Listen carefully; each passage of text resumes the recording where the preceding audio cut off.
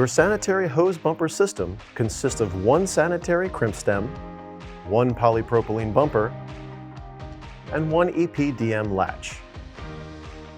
The crimp ferrule is not provided in the kit. This must be selected based on the hose OD being used. See the chart here for making the selection.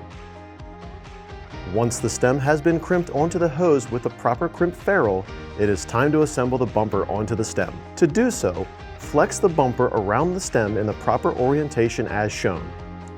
Secure the latch on the bumper. After the latch is secure, you will be able to slide the bumper back and forth from the retracted position to the extended position to protect the ferrule. The bumper cannot be pulled off the stem with the latch installed. When it's time for you to connect your hose to transfer product, retract the bumper and place a gasket between the two ferrules and clamp the connection together.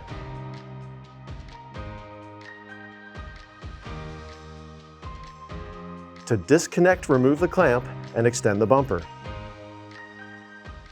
If you have any questions, comments, or concerns, please contact us at DixonValve.com. Be sure to like this video and don't forget to subscribe to our YouTube channel.